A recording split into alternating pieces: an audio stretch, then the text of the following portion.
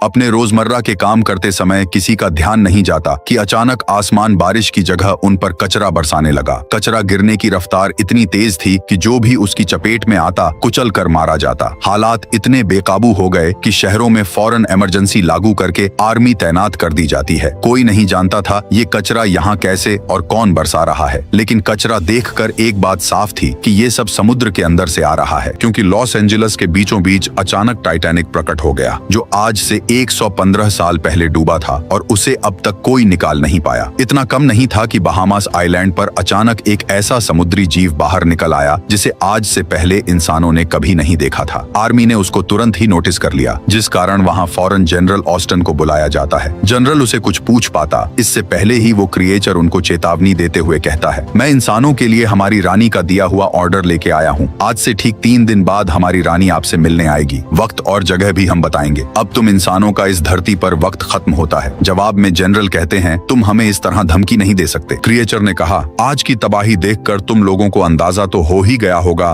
कि हम क्या कुछ कर सकते हैं, इसलिए हमारा एहसान मानो, हम सिर्फ धमकी दे रहे हैं। क्रिएचर ने अपनी बात को पूरा किया और अगले ही पल उसके पीछे से उसी तरह के सैकड़ों क्रिएचर पानी से बाहर आ जाते हैं। और ये सब यही नहीं रुकता, बल्कि दुनिया के हर एक कोने में समुद्र में से इसी तरह के जीव बाहर आ रहे थे, सिर्फ और सिर्फ इंसानों की दुनिया को देख रहे थे कि इंसानों ने थोड़े ही वक्त में कितनी ज्यादा तरक्की कर ली। लेकिन अब इस तरक्की का कोई फायदा नहीं होने वाला था। कुछ ही घंटों में पूरी दुनिया इन जीवों को अपनी आंखों से देख लेती है। और जैसा कि उस क्रिएचर ने बताया था, तो इंसान बिना वक्त जाया किए पूरे वर्ल्ड की एक प्रोटेक्शन कमेटी बनाते हैं, जिसने 2 दिनों के अंदर अंदर एक मोटे मेटल का पाइप को समुद्र के बीचों बीच डाल दिया, जिससे होते हुए क्रिएचर की रानी पानी में से इंसानों की दुनिया में आएगी। जैसे ही क्रिएचर का दिया हुआ वक्त खत्म हुआ तो सबकी नजर सिर्फ एक ही चीज पर टिकी होती है कि आगे इंसानों का फ्यूचर कैसा होगा। कुछ ही देर बाद दुनिया के सबसे पावरफुल लोग उस जगह इकट्ठा हो जाते हैं जहां पर पहली मर्तबा समुद्र की रानी इंसानों से मिलने आएगी। तभी हेडक्वार्टर्स में हमें केट नाम की एक औरत दिखाई जाती है, जो इस प्रोटेक्शन कमेटी की हेड बनाई गई थी। वो सबको शांत हो जाने का कहती है, लेकिन इतने में ही वहाँ समुद्र में से कुछ जीव उनकी ओर बड़ी तेजी से बढ़ने लगे। सिग्नल्स मिलते ही वहाँ पर मौजूद हर एक आदमी और औरत का दिल धक धक करने लगता है। देखते ही देखते उनके सामने क्रिएचर्स अपनी रानी को पानी से बाहर ले आते हैं। बाहर आते ही प्रोटेक्शन कमेटी का एम्बेसडर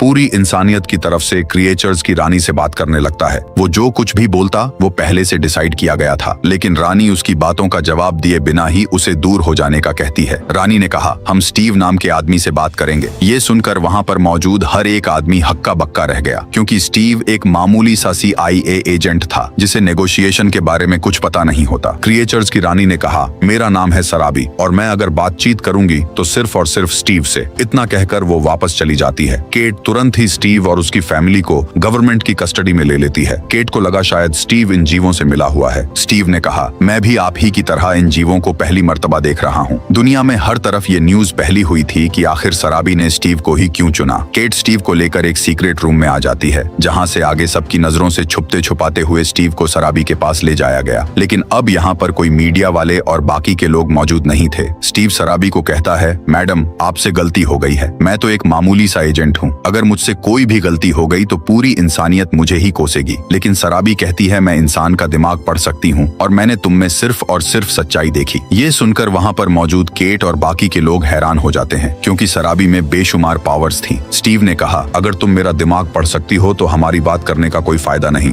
इतना कहकर सराबी वहाँ से चली जाती है। हमने देखा स्टीव को, जो अपने घर आया था। उसकी बीवी और उसकी बेटी स्टीव को सब कुछ सच सच बताने का कहते हैं, लेकिन स्टीव ने कहा, मैंने भी आप लोगों की तरह उन जीवों को आज से पहले कभी नहीं देखा, इसलिए मुझ पर शक ना करो। फिर वो सीन भी कट हो गया और हम देखते हैं 2 दिन बाद का सीन, जहाँ एक मर्तब फिर से सभी लोगों के सामने सराबी इंसानों से बात करने वाली है। केट ने स्टीव को समझाया, तुम वही कुछ बोलोगे जो तुम्हारी स्क्रीन पर चलेगा, अपने से कुछ भी मत बोलना, वरना पूरी इंसानियत तुम्हें कभी माफ नहीं करेगी। स्टीव बहुत ज्यादा परेशान होता है, लेकिन अब उसे किसी तरह करके सराबी का सामना करना ही होगा। इंसानों को अब पहले से ज्यादा डर लगने लगा था। तभी वहाँ पर सराबी आ जाती है। सराबी ने कहा, मैं चाहती हूँ कि समुद्र में से 1 गिलास पानी लाया जाए। बस इतना ही था कि केट के कहने पर कमांडोज समुद्र में से पानी का 1 गिलास ले आते हैं, जिसकी क्वालिटी बहुत ही ज्यादा घटिया थी। स्टीव ने जैसे ही वह पानी का गिलास पकड़ा तो सराबी कहती है, चलो अब चुपचाप इसे पी लो। वह पानी का गिलास जर्म्स से भरा हुआ था, जिसे पीकर इंसान की मौत भी हो सकती है। केट ने स्टीव को कहा, जल्दबाजी या इंसानियत को बचाने के चक्कर में पानी को बिल्कुल भी मत पीना। हालातों का जायजा लेने के बाद स्टीव सराबी को कहते हैं, मुझे माफ कीजिए लेकिन मैं आपका दर्द समझता हूँ। सराबी कहती है, तुम बिल्कुल भी हमारा दर्द नहीं समझ सकते। तुम लोगों ने साफ पानी को आहिस्ता आहिस्ता करके बहुत ही घटिया बना दिया। तुम इंसान जहाँ भी जाते हो सब चीजें खराब और गंदी कर देते हो, इसलिए तुम्हारे पास सिर्फ 50 दिन है। पूरे समुद्र के पानी को फिर से पहले जैसा कर दो। ये सुनकर वहाँ पर मौजूद सभी लोग हक्के बक्के रह जाते हैं, क्योंकि 50 सालों में भी समुद्र के पानी को पहले जैसा नहीं किया जा सकता। इसलिए केट स्टीव को कहती है, 50 दिन बहुत कम है, उससे 100 साल मांग लो। स्टीव बिल्कुल ऐसा ही कहता है। ये सुनकर सराबी को और भी ज्यादा गुस्सा आ गया। सराबी ने कहा, मैं चाहूँ तो सिर्फ 5 घंटों में इस पानी को पहले जैसा कर सकती हूँ, लेकिन उसमें तुम इंसानों का नामो निशान मिट जाएगा। मगर हम बेरहम बिल्कुल नहीं है, इसलिए या तो तुम पानी को फिर से पहले जैसा कर दो, नहीं तो हम पृथ्वी का सारा पानी इंसानों से दूर कर देंगे। तुम्हारा कोई भी समुद्री जहाज पानी में नहीं चलेगा, कोई भी ऊपर जाने वाला जहाज पानी के ऊपर से होकर नहीं जाएगा, और न ही कोई सबमरीन पानी के अंदर आएगी। ये सुनकर केट, दुनिया भर के प्रेसिडेंट्स और हर इंसान हक्का बक्का रह जाता है, क्योंकि ऐसा करने से इंसानों की इंपोर्ट बिल्कुल रुक जाएगी, जैसे इंसान भूखे ही मर जाएंगे। वहाँ पर बहुत बड़े बिजनेसमैन भी मौजूद थे, जिनका सारा का सारा कारोबार समुद्र से ही होता था। इसलिए उनमें से एक बिजनेसमैन सराबी पर भड़क जाते हैं। वो सराबी की ओर गुस्से से आने लगा। इतने में सराबी अपने आप को फीमेल से मेल में बदल लेती है। ये देखकर सभी लोग जहाँ भी थे वहीं पर चुपचाप बैठ गए। उन्हें अंदाजा तक नहीं था कि सराबी आखिर क्या कुछ कर सकती है। सराबी ने कहा, ये थी आपको दी गई पहली पेशकश, अब दूसरा ऑप्शन सुन लीजिए। अगर आप ऐसा नहीं कर सकते तो हम खुद ही हवा में पानी को छोड़ देंगे, जिससे आप सभी लोग दम घुटने की वजह से मारे जाओगे। ये सुनकर स्टीव तुरंत ही पीछा मुड़ता है और सबको अपनी अपनी जगह पर बैठ जाने का कहता है। इंसानों को अब साफ साफ अपनी हार नजर आ रही थी, और तभी सराबी एक मर्तबा फिर से फीमेल में वापस बदल जाती है। स्टीव ने कहा, प्लीज हम पर रहम कीजिए, हम जितना जल्दी हो सके पानी को उतना जल्दी साफ करने की कोशिश करेंगे। लेकिन सराबी ने कहा, तुम अब भी समझते हो कि बाजी 1% भी तुम्हारे हाथ में है, तो तुम गलत हो। सराबी के एक इशारे पर कंट्रोल रूम में जहाँ केट खड़ी थी, हर एक एलईडी पर अटलांटिक ओशन का सबसे गहरा पार्ट शो होने लगता है। सराबी ने कहा, मैंने लोकेशन तुम्हें भेज दिए, इस गहरे पार्ट में अगली बार ठीक 3 दिनों बाद हम तुमसे मिलेंगे। अब ये तुम्हारी सरदर्दी है कि तुम पानी के इतने गहरे हिस्से में, जहाँ आज से पहले इंसान कभी नहीं आए, वहाँ पर कैसे आते हो। इतना कहकर वो एक मर्तबा फिर से वापस चली जाती है। इंसानों के लिए हालात बद से बदतर होते चले जा रहे थे, लेकिन ना चाहते हुए भी उन सबको सराबी की बात माननी पड़ेगी। ऐसा करने के लिए इंसानों ने सिर्फ 2 दिन के अंदर दुनिया की सबसे मजबूत सबमरीन बनाई। स्टीव और बाकी सभी क्रू की जो लोग सबमरीन में बैठकर नीचे जाएंगे, उनको पानी में रहने की ट्रेनिंग दी जाती है। पानी के अंदर प्रेशर बहुत ज्यादा होने वाला है, इसीलिए उन सबको धीरज रखना होगा। सभी लोगों को मीटिंग रूम के अंदर बुलाकर अपना आखिरी मैसेज रिकॉर्ड करने का कहा जाता है, क्योंकि हो सकता है कि आज के बाद वो वापस ना आए। ये चीज उन सब के डर में और भी ज्यादा इजाफा कर रही थी। फिर केट के कहने पर वो समय आ गया जब स्टीव और बाकी के क्रू को सबमरीन से होकर नीचे जाना था। स्टीव अपनी फैमिली को गुड बाय बोलता है, जहाँ स्टीव की बीवी अभी भी उस पर गुस्सा कर रही थी, और स्टीव की बेटी अपने पिता से नाराज थी, क्योंकि नीचे जाना मौत को दावत देने से कम नहीं था। लेकिन इंसानियत को बचाने के लिए स्टीव को ऐसा करना पड़ेगा। फिर स्टीव सबको अलविदा बोलकर सबमरीन में बैठता है और सबके साथ नीचे जाने लगता है। सबमरीन में टोटल 6 लोग थे, और 6 के 6 अपनी अपनी फील्ड में बिल्कुल एक्सपर्ट थे। आहिस्ता आहिस्ता करके उन्हें केबल के जरिए नीचे उतारा गया। नीचे प्रेशर ज्यादा होने की वजह से सबमरीन के अलावा और कोई भी नहीं जा सकता था, इसलिए उन सबका पहला